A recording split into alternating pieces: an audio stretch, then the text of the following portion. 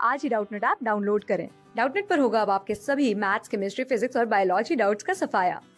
बस अपने क्वेश्चन की फोटो खींचो, उसे क्रॉप करो और तुरंत वीडियो सोल्यूशन पाओ। Download now. इस क्वेश्चन में एक ट्रक दे रखा है। मान लीजिए ये एक ट्रक है।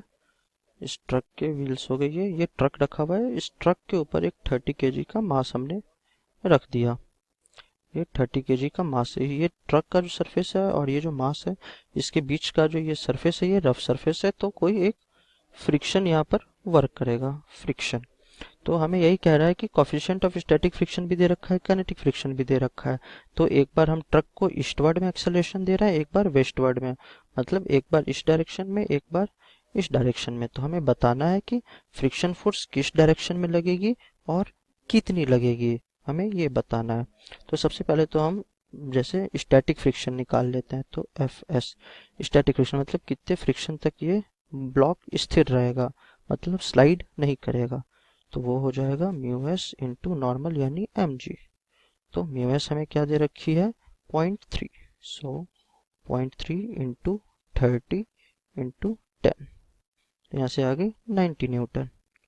तो 90 न्यूटन हो गई हमारी इसकी स्टैटिक फ्रिक्शन। मतलब जो हमारा फोर्स होना चाहिए वो 90 न्यूटन से ज़्यादा होना चाहिए फॉर एक्सेलरेशन। तो जैसे पार्ट ए की बात करें, पार्ट ए में ट्रक एक्सेलरेशन जो है वो है 1.8 मीटर पर सेकेंड स्क्वायर ईस्टवर्ड, यानी दे रखा है a is equal to 1.8 metre पर सेकेंड स्क्वायर। तो इस एक्सेलरेशन की वजह से फोर्स कितना होगा, फोर्स इज इक्वल टू होती है मास इंटू एक्सेलरेशन। तो मास कितनी है, 30 इंटू 1.8 यानी 54 न्यूटन। तो ओनली 54 न्यूटन का फोर्स लग रहा है, जो कि कम है स्टैटिक फ्रिक्शन से। तो सिंस जो फोर्स है वो लेस देन है स्टैटिक फ्रिक्शन से, तो block will be at rest, block will be at rest, block rest पर रहेगा। तो स्टैटिक फ्रिक्शन का हम कंसिडर जानते हैं कंडीशन कि जब स्टैटिक फ्रिक्शन वर्क करता है तो फ्रिक्शन फोर्स की वैल्यू हो जाती है अप्लाइड फोर्स के बराबर, जो कि है 54 न्यूटन। अब इस क्वेश्चन में चूंकि एक्सेलरेशन ईस्टवर्ड्स में था तो फ्रिक्शन भी उसी डायरेक्शन में काम करेगी, ईस्टवर्ड डायरेक्शन में। तो इसे मैं लिख देता हूँ ईस्टवर्ड, ईस्टवर्ड डायरेक्शन। अब पार्ट बी की बात करते हैं। पार्ट बी में एक्सेलरेशन दे रखी है 3.8 मीटर पर सेकेंड स्क्वायर। तो इसकी वजह से फोर्स क्या होगी, मास इंटू एक्सेलरेशन। तो मास है हमारा 30 केजी और एक्सेलरेशन 3.8, यानी यहाँ से आ गई 114 न्यूटन की फोर्स। हाँ, अब ये जो फोर्स है ये ग्रेटर देन है।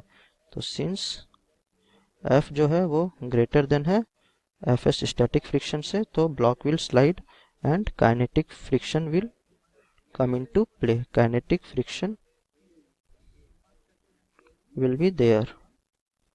तो kinetic friction ही इस केस में आ जाएगा। तो F is equal to frictional force is equal to हो जाएगा एफ के बराबर।